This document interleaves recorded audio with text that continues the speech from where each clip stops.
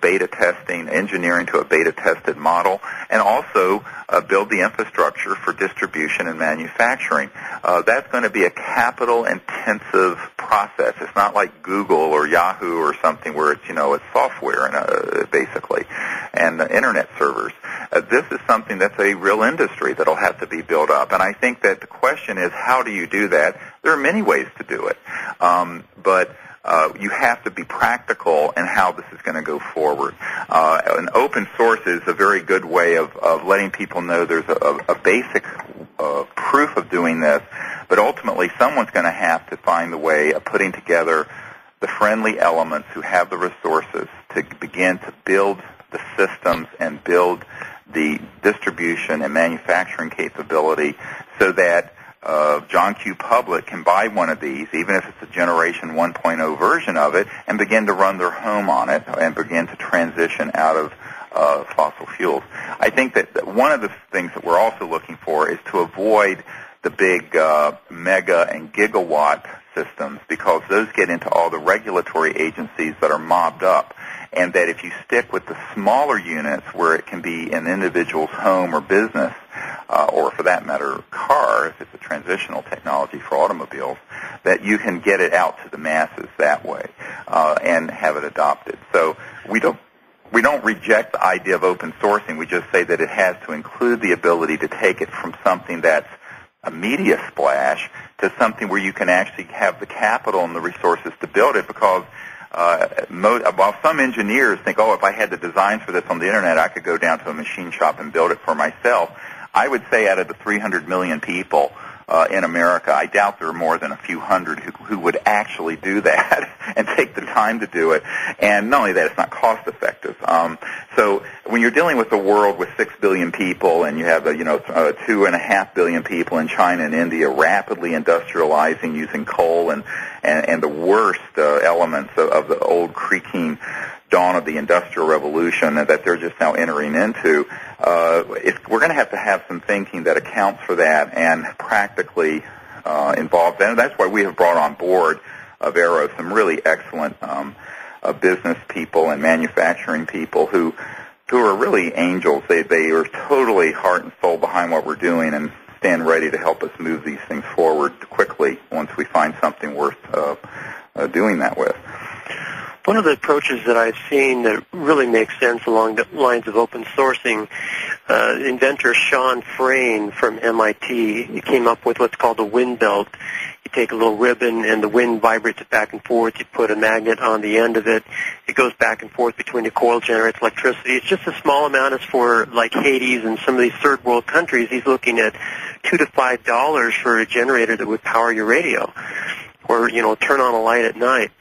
And he has a hybrid approach in terms of open sourcing. He says there's no way you're going to want a patent in Haiti. It's just, you're not going to get your money out of it. Right. But what you do is you patent in the developed world, and then all the rest of the world is open source. You put out a plan on how to build one of the things from scratch, off-the-shelf materials, and then the rest of the world has to license it.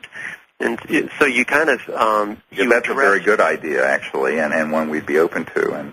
And even then, ultimately, if you're wanting to have a generator that will do enough of the work so they're not slashing down the rainforest to make charcoal to cook their meals, you're probably going to have a system where you actually have the whole system delivered there. And it's sort of like when they started building wells all throughout India and helping people so that they had fresh water.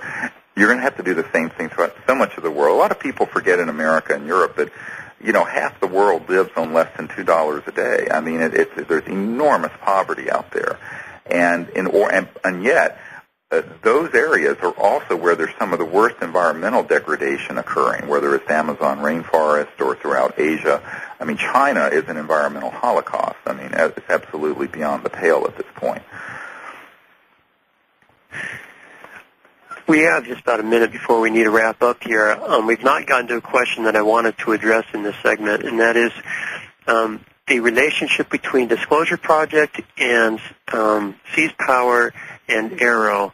Maybe you can help us orient ourselves in terms of how those three organizations that you've founded tie together and work together. Well, Disclosure Project is a 501c3 nonprofit that gets information and top secret military witness testimony out to the public, and it's informational, and again, it's a nonprofit. The SEAS was the predecessor to Arrow, and SEAS was closed down because we basically had a few $100,000 just to go and investigate and see what was out there, but not enough to really begin to support building systems. That wasn't the mandate of SEAS, actually.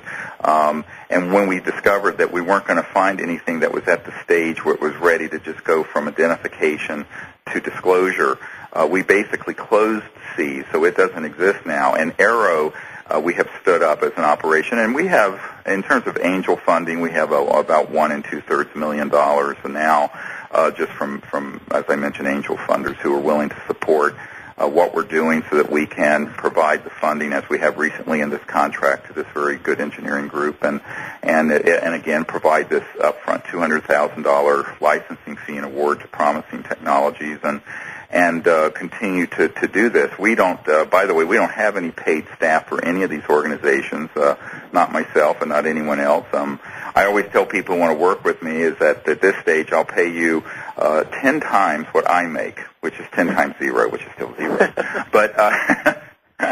But we have wonderful people who are putting up the resources so that we can do this other work.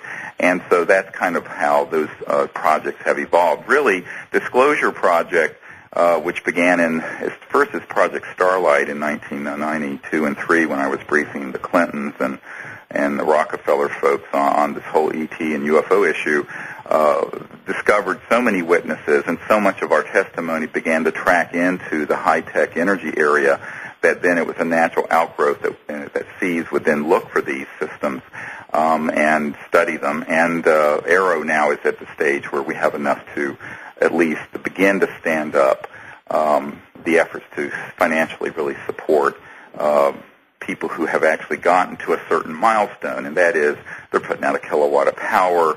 It can be reproduced. It's not snake oil. The system can have a closed-loop arrangement or what have you, et cetera, and so on. And actually the criteria for that is at aero2012.com. Well, thank you, Steve, for joining us. It's been a great conversation, and we wish you the best in your endeavors. Thank you. I appreciate your help.